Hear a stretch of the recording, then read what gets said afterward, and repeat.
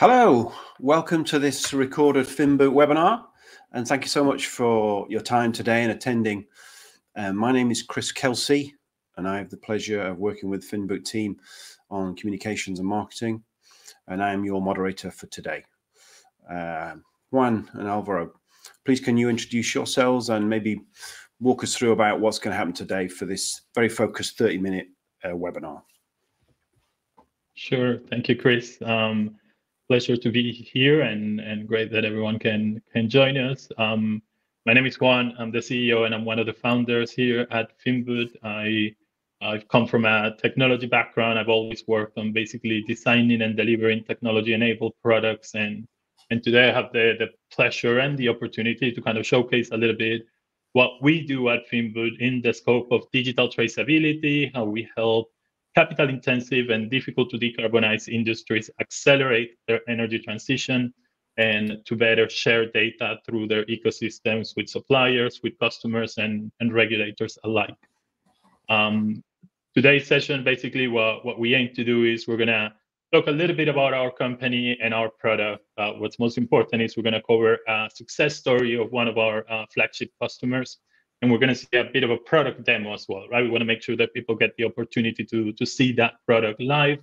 But perhaps the more exciting part was going to be when Alvaro comes in, who's going to tell us a little bit about what we've achieved in 2023. What are some of the kind of key milestones for our product, and perhaps interestingly, what's coming next. So, Alvaro, I'll let you introduce yourself as well.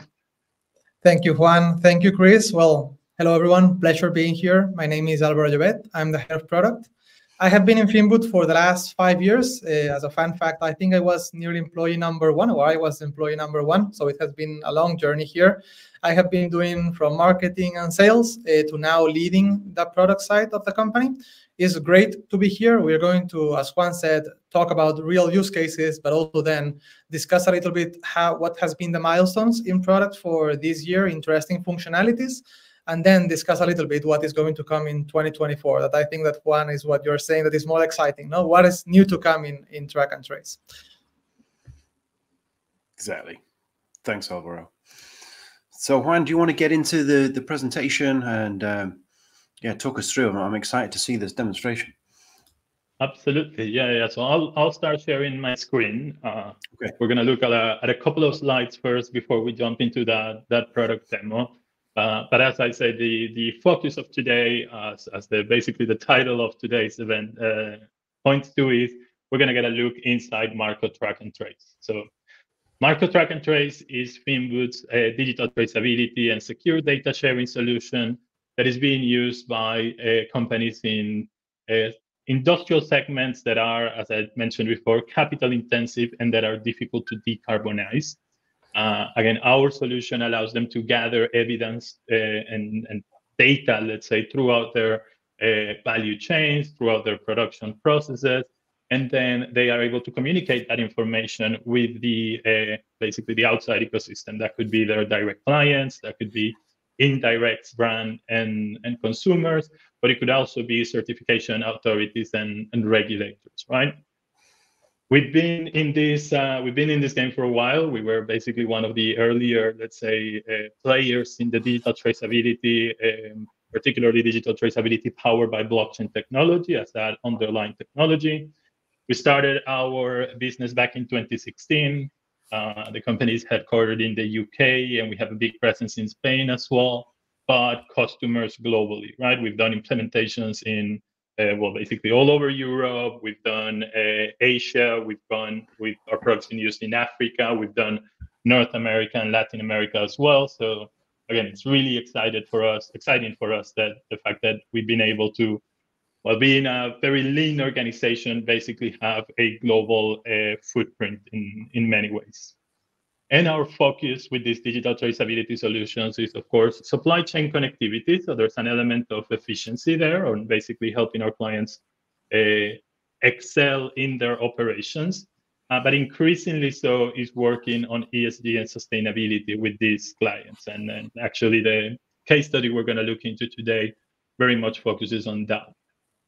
We at Finboot basically have three pillars, right? That our product tries to to really make sure that we highlight, right? And the first one is on operational efficiency, right? So when we talk about operational efficiency, just the use of digital and digital traceability solutions to improve the way organizations work today, right? To make sure that they're being more efficient in their processes, that we're removing and automating a lot of those manual processes, paperwork processes, which in these difficult to decarbonize industries, there's still a lot of it, and bring in digital solutions that can really make a difference, right? And that can provide, again, a significant return purely based on that operational efficiency. In the ESG and sustainability angle, again, the fact that we focus on digital traceability is super important for our clients that are introducing low carbon, circular, and renewable products into their market segments. The fact that they can substantiate those ESG and sustainability claims, right? The fact that they can say, well, actually, I'm picking up the data right from the source, whether that is waste for my circular operations, whether that is vegetable oils for my low carbon or sustainable fuels, or any type of renewable or low carbon raw material. And I'm mapping the transformation of that raw material all the way out to the finished product, right? And even at times all the way out to the consumer, right? So our technology is something that can certainly help clients in that sense as well.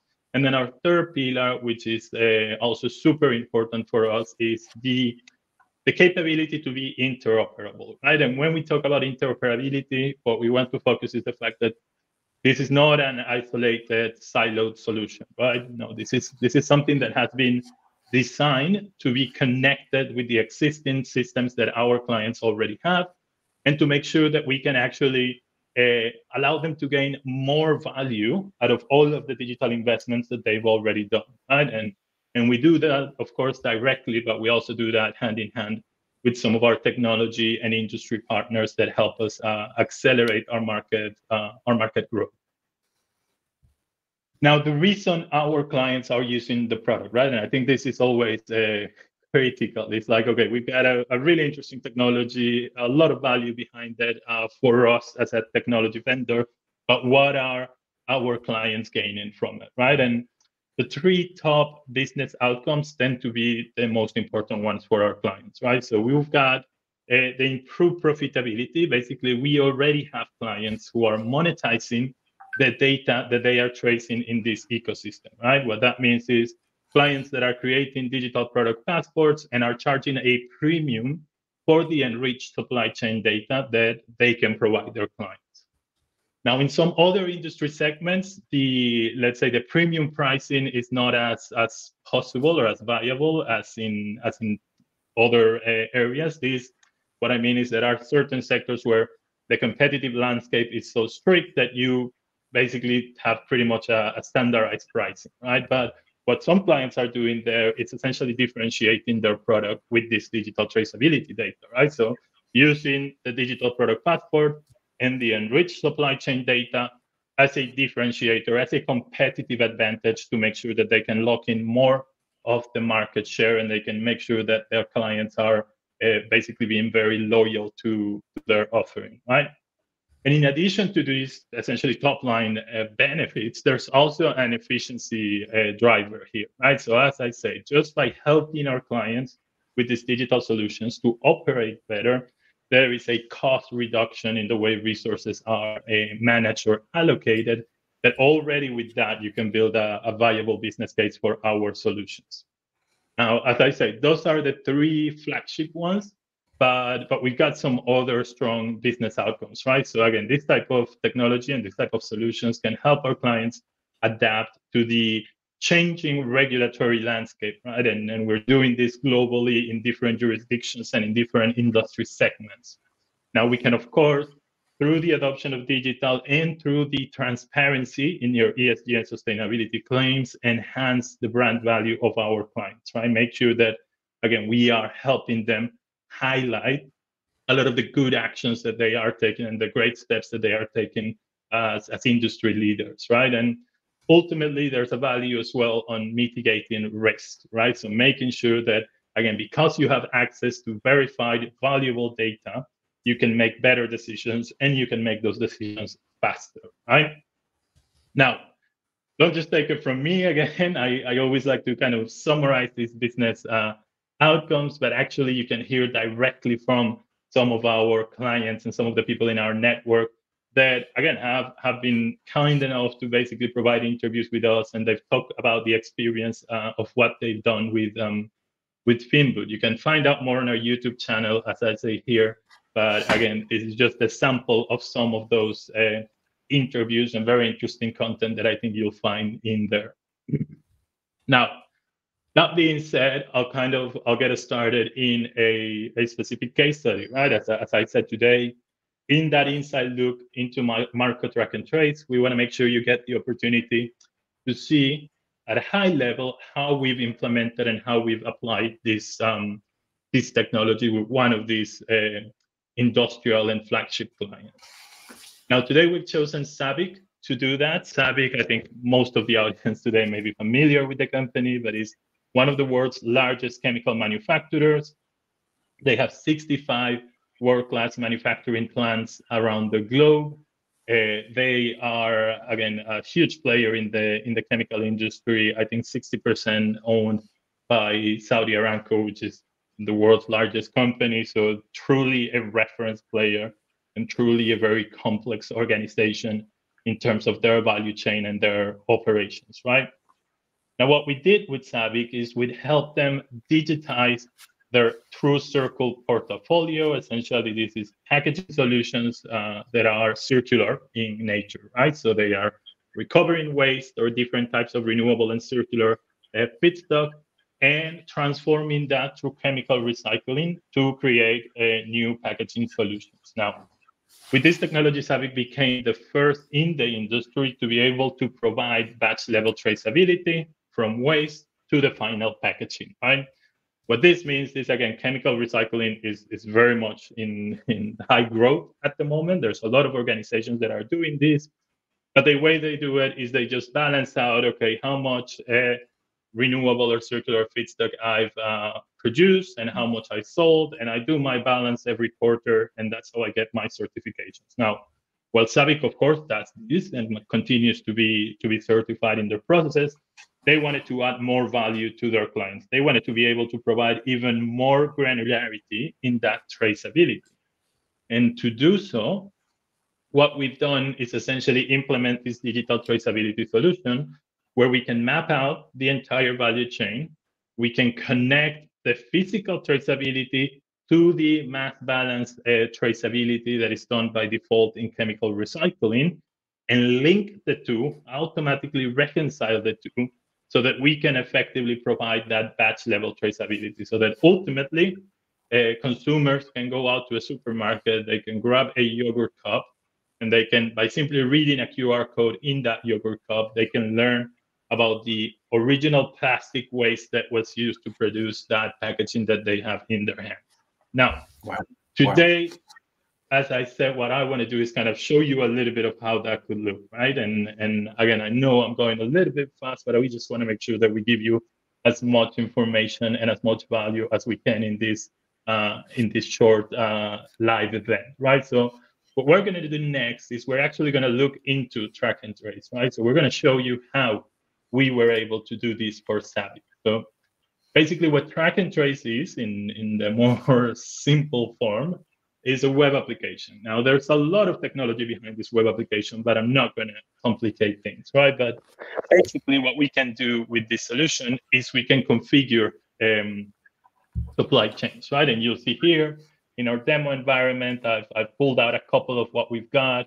You can do this in steel. So if we think about steel traceability, things like scrap to metal processes, we can map that out. We can configure the same environment to things for like battery traceability, right? So where are my raw materials, my minerals coming from, or even where is the casing for the battery coming from, how all of that gets put together. Or in the example that we'll give you today, again, how a chemical recycling process can be mapped out from the waste collection all the way out to the final product.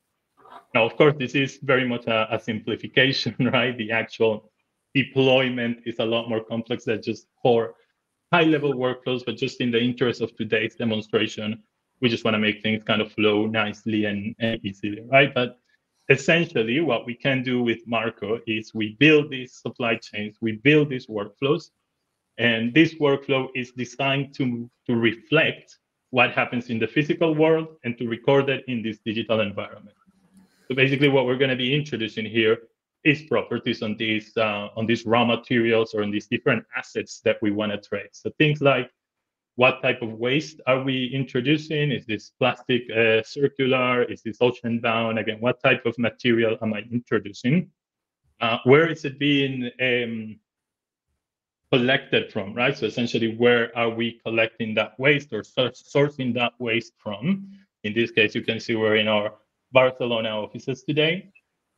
Things like the date of arrival, the amount, of course, of how much of this plastic waste is being sourced. Again, any property, and as you can see here, you got things like location, list, numbers, dates. You can basically configure any data point that you want and build it. And what we do is we adapt to our clients' processes, right? So we make sure that we're building something that it's designed to meet the client requirements. We don't force the clients to change their processes to meet the way our solution has been pre-built, right? And that's a huge game changer, right? Because ultimately, if I go back here to my console environment, what we are telling our clients is in a front-end interface, you can put all of that together, right? So you can go ahead, come here, you got even a little widget that can kind of help you map out, okay, this is the supply chain that I want to configure. These are the assets that I want to trace. This is how those assets are interconnected one to the other. And we can then roll that out and turn it into a live configuration environment here in our demo. Well, in this case, in our demo facility, but the same things happens in production environments, right? And the other thing that is super important, and I'll just come back to the asset that I was working on just a second ago.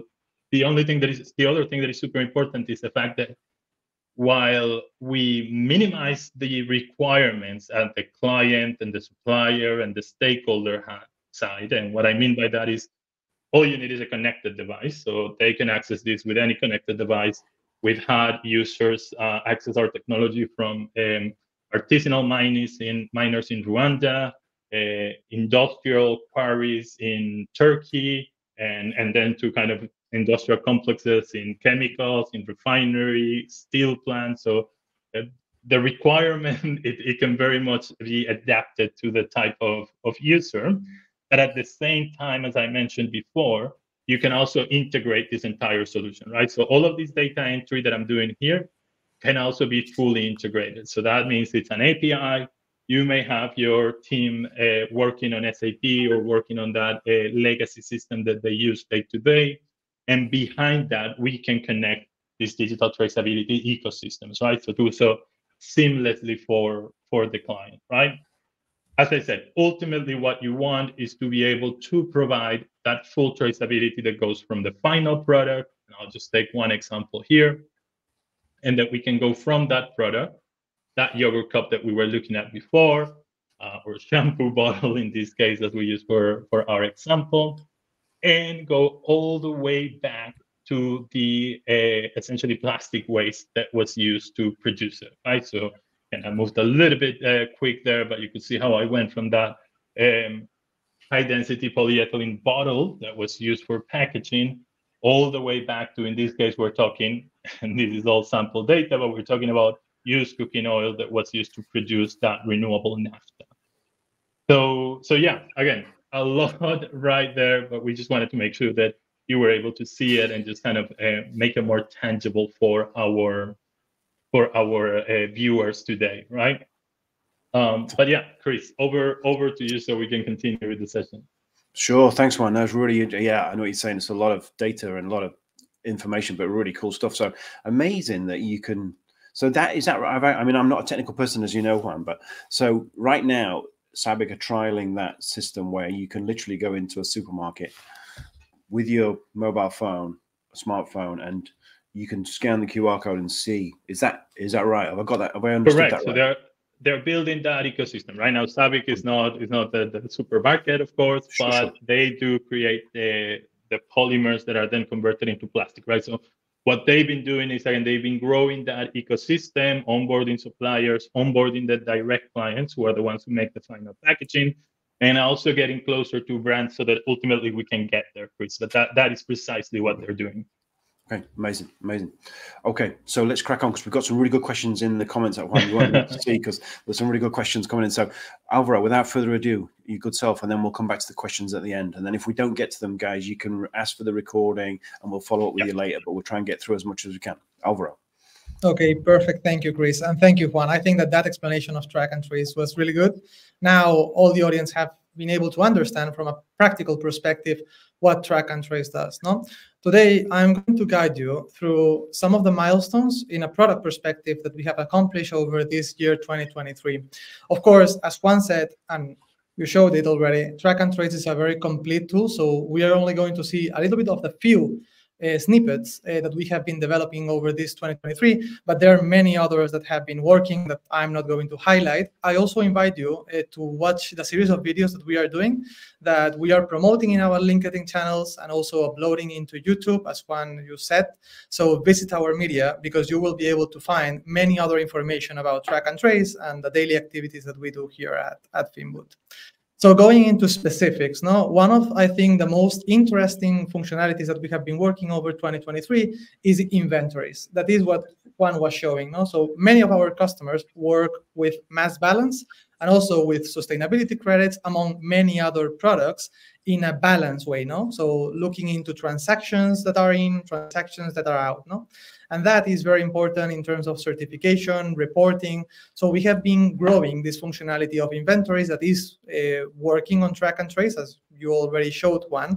And also, one of the key functionalities is that enables us not only to track the transactions that are going in and out, but also the specific products on the detail that are going really through the supply chain. No?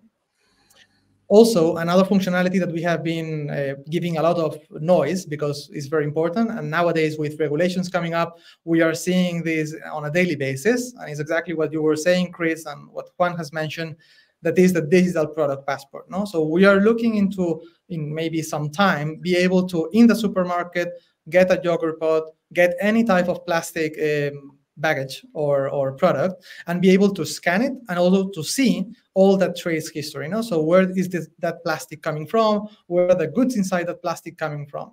What we have enhanced in our application of track and trace is being able to customize this. No? So until now, we had more of an operational digital product passport. What we are seeing now is being able to have images, logos, and many other information inside that digital product passport that can be shared with the end consumer. You can look at that QR code, and in fact, you will be able to see specifically a digital product passport.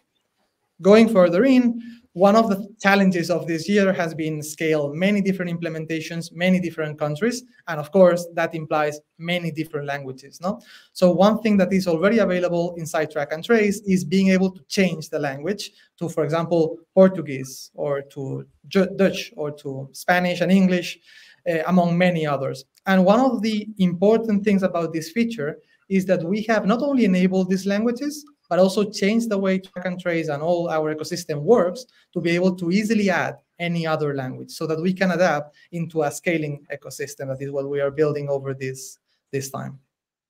And last but not least, one of our functionalities that in fact is being released now in these moments is being able to calculate emissions, not only of our products, but also related products. And this is what we call the premium tracking, that is being able to having a supply and a complex supply chain, that is the ones that our customers are having, to be able to calculate CO2 emissions of all the list of products of our customers to be or well displayed in the digital product passport, or also to be shared with other stakeholders inside the supply chain.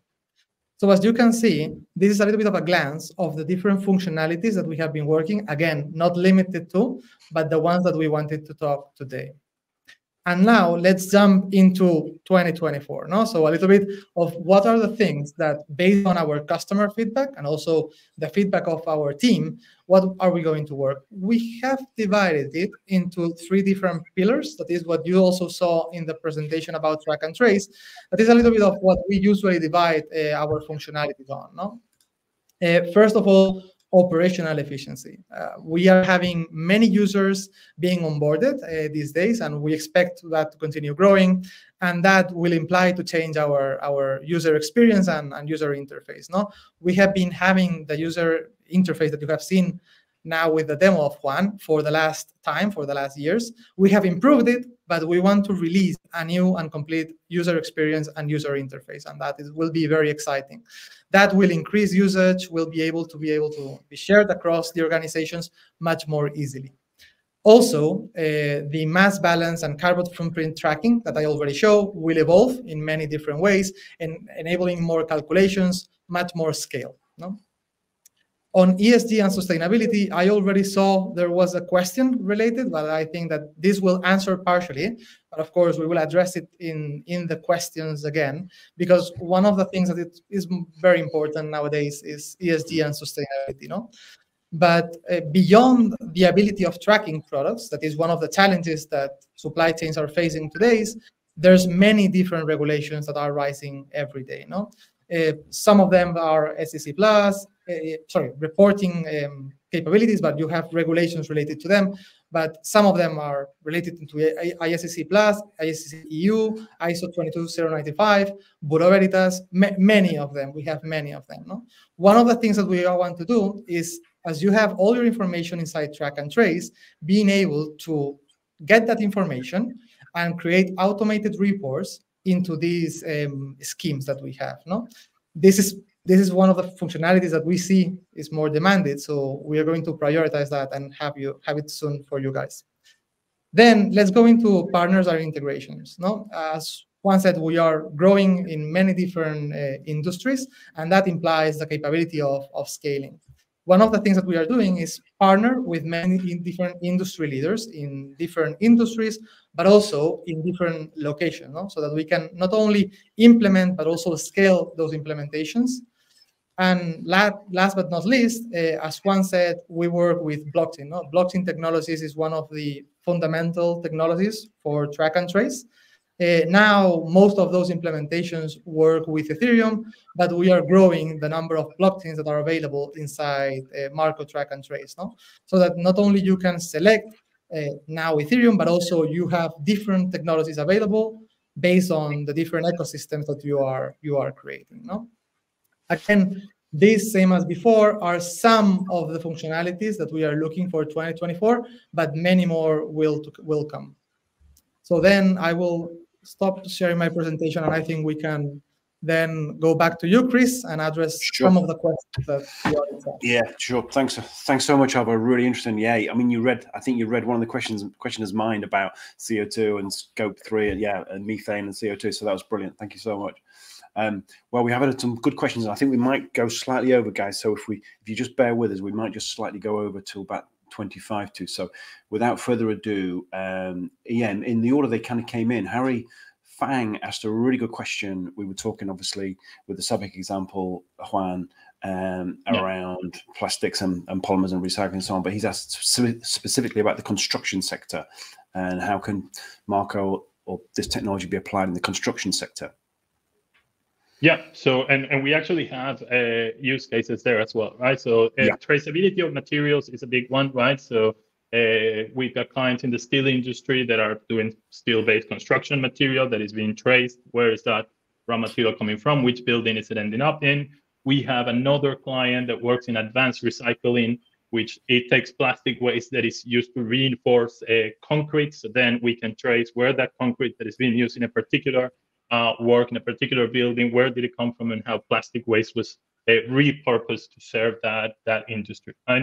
And something that is basically increasingly growing and gaining traction in construction is low carbon construction materials. So low carbon concrete is one of them. The circularity in that industry is becoming big as well. So how we take demolition waste and we use it to create new construction materials. So these are, again, some examples that I think are critical and are really important and exciting in terms of traceability and circularity. There's more value. So Harry, please, well, we'll make sure to reach out to you because there's more value in basically other use cases, perhaps more operational, well, helping things with like working permits, qualification of the workers, all of those things are opportunities in that industry. So there's a lot to unpack. These are just some of the examples. We'll make sure to follow up with some more. Yeah, it's great. It's a great point, Juan. And I know the chairman of Finboot Niche has spoken quite movingly about in the UK living wills for buildings after the tragedy of Grenfell Tower, and how the construction industry is adapting to that, and this technology can help. Golden thread, yeah, that's the golden thread, exactly. And I know that's going to be a global. It's not just a UK thing; it's a global thing. So that's a really great question, Harry, and very important. Absolutely. Nicola Forsyth asked the question: how can digital traceability help to reduce emissions? Which again, Alvaro, I think you touched on. But she also says and support ESG goals and prevent the greenwashing, which we know. Well, we know there's been arrests in Germany and so on. You know, we know it's a big issue. We need data to back this up. Alvaro, go ahead. Perfect. So yeah, I think first of all, there are two different ways of addressing this, no? But first of all, it's we need to gather the data, no, from the whole supply chain to be able to understand which are those emissions. I think that first of all, awareness, understanding what are the emissions in the industries we are addressing, in the companies, and specifically in the products, as we saw. The functionality that we're addressing in terms of being able to calculate those emissions, not only from the product, but also from the raw materials, from the whole supply chain, is crucial for that. No? And then after that is reporting. So being able to share that information with customers, with stakeholders, and also with regulators. No, at the end, I think there's a change a little bit on the paradigm. Now we are seeing more of the enterprises looking for transparency, share the data, be able to then reduce and act over that data, so they really reduce the emissions. No, I think SABIC is a great example of that. At the end, the people, the users, the end consumers are asking for products from recycled origins or also with lower emissions. They got aware of that, invested in new products, and then they track the information to understand which are the emissions that now they are consuming, they are generating, and how is that impacting the whole world. No? So yeah. Absolutely. Thanks, Alvaro. That's really helpful. And it's a huge issue as COPs around the corner, as we know. And yeah, this data on this is crucial. Brilliant question from Jacob. I think you touched on it as well, Alvaro, a little bit with ISCC, but do you want to just say anything a bit more about that, or Juan, want to pick up anything on that? Does this align or work with ISCC? Is Jacob's question. I can pick that one up. And Jacob, the answer is absolutely right. So, and actually our clients are using this to gather the evidence they need for those ISCC audits, right? And to be able, they achieve that certification. And again, the whole value chain of SABIC, that's all ISCC Plus certified. As we said, it's not only ISCC Plus. Now you've got RED 2 coming in, and ISCC has ISCC EU for things like SAF and sustainable aviation fuel and hydrogen. So that's another scheme. And what we want to do is, well, it is fully compatible now. We are gathering the evidence that our clients are going to use to go to those audits, right, and to get those certificates. And some of them are already saving in cost because this is a much more, let's say, resourceful way to have that information. What we want to roll out in 24 is to take that even one step further, right? We want to make sure that the declarations of sustainability that these authorities need, that you can automatically create those reports from our solution, right? So whether that's ISCC Plus, whether that's the new Bureau Veritas hydrogen certification or ISO certifications, that documentation, you can create those PDFs with the data that you're introducing in our system. So fully compatible today, and a lot of new features and functionalities coming up next year. Cool. I just want to try and get two more questions in, guys, so quickly. So yeah, penultimate question from Harry Fang, again, and asked another good question. How does blockchain technology integrate with the system or enhance the platform comparing with the conventional ways of doing things, the old spreadsheets, and yeah, how does it fit together? If you want, Chris, I can answer that. So at the end, let's something clear also, what we are seeing here are many different technologies put up together. No? So what we have on the inventories, on the mass balance, on the track and trace application even, is many different technologies that put up together to create a solution. No? So it's not only blockchain there, but we have many of them. Blockchain give us many different benefits. The first of all, I think, is that when we are talking about different enterprises, we are creating, as Juan said, an ecosystem, a digital ecosystem.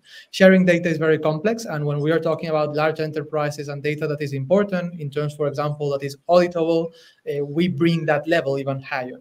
What that means is that we need to try to get the most secure, or the way of securing the data the best, no? And that's why we use blockchain. Different blockchains have different benefits. That's why we use, in this case, and what we are looking into adding other blockchains. But at the end, exactly, being able to certify every action, every data that gets in track and trace is a priority for us, and that's why we mainly use blockchain. Trust. You need trusted data storage systems, right? So that's what the technology brings you. Trust is key, absolutely. So I'm going to try and wrap up, guys, because I know people we've gone over the half hour, guys. Apologies, but we've such good questions. We don't want to end it too soon. But last one, the obvious point, obviously, Juan, where can people find out? I mean, obviously, yeah, what's the best place to go to find out about what you've been talking about, solutions, and yeah. I mean, the first thing will be, look, I know we missed a couple of questions, but Sophie, Geoffrey, I think we're going to make sure that we're going to reach out and provide more detail to you guys. Yeah. So that's for sure happening. In terms of where to find out more information, look, encourage all of you to follow us in our social media channels on LinkedIn and X, Twitter, or what you want to call it. Yeah. Our blog, of course, in our website, finboot.com. We've got a blog that we kind of published a lot of information there. We publish a new ebook every month, and again, these ebooks kind of touch perhaps on a bit of a higher level, but they touch on some of the critical, let's say, areas of implementation. Things like CSRD that is coming up next year in Europe, circular economy and regulations globally, how blockchain helps the path to net zero. So please have a look, because there's a lot of interesting content there. And as well, it's not just us, right? So we talk a lot and we do kind of create a lot of content, but now more and more third party is talking about us, which that gets us very excited and about what we do. So Gartner has written 3 reports where they mention Finboot and position Finboot as a leader and a reference vendor in blockchain and digital traceability solutions. Geoffrey, who I think was online, Geoffrey Can, is an energy and technology expert. He author of multiple books on the digital transformation of the oil and energy industry. Recently released a blog and I think a podcast on sustainable aviation fuel and the transformation that is happening there, and reflected on one of our case studies with Repsol on the traceability of low carbon fuels. And then at a higher level, basically, of where this technology is going, you've got entities like the World Economic Forum releasing white papers around why blockchain is critical for climate action. You've got institutes like the Blockchain Research Institute just out there saying the whole $50 trillion US supply chain industry is moving to blockchain, and this is a movement that it's already underway and it won't stop, right? So again, 100% encourage you to reach out through our channels, but also to hear what others are saying out there. And with that, pass it over to you, Chris, to wrap up. Yeah, thanks so much, guys. Thanks, and sorry we've gone over half an hour. I know people have got busy schedules, but we wanted to try and get. But it's, in a way, we're victims of our success because we had so many good questions and so many people wanting to make some really good points. So thanks everyone for if you've stayed on with us after the half hour. I really appreciate it. As Juan said, this is available on request. The video of this webinar is available on request, and we will follow up. There's a couple of questions from Sophie and Geoffrey and Jocelyn there, which we'll follow up. Don't worry, we won't lose those. We've got those captured, and that's brilliant. I mean, I think I was struck. I hadn't realized how bespoke the solutions were, to be honest. I thought it was a kind of off-the-shelf solution, but it's really tailored. It's really tailored to every, and that's what's really struck me. To every client, yeah. And just to touch on some of what they were saying, right? Sophie was saying, you can adapt it to every region, to every framework. So absolutely, yeah. different sectors, different flexibility. I industries. think if that's one key message to take: flexibility and the fact that this solution can do a lot of different things for our clients, right? And already, yeah, exactly. And I think it's quite kind of progressive of you not to sort of just be kind of focused on this is our thing and this solution, or you just have this. You kind of work with it's it's great. I mean, it's logical, but it's great to hear. Yeah. Alvaro, did you want to say anything there? Sorry, I cut you off there. No, I wanted to address the point that we will answer the questions, that we won't forget them. Exactly. Yeah. That's very important. And also what you and Juan already said, the flexibility. If you see our customers and you see that all of them are different industries, different use cases. So at the end, what we have built with Track and Trace is a very versatile tool that can be addressed to anything at the end. Yeah, that's great. No, thanks so much. Well, with that, we won't keep any more of your time, guys. We're at 40. We've gone 10 minutes over, but forgive us. But yeah, great to see everyone, and see you next time on a future video. Thanks so much. Thank you, Chris. Thank you, Juan. thanks. Thanks, guys.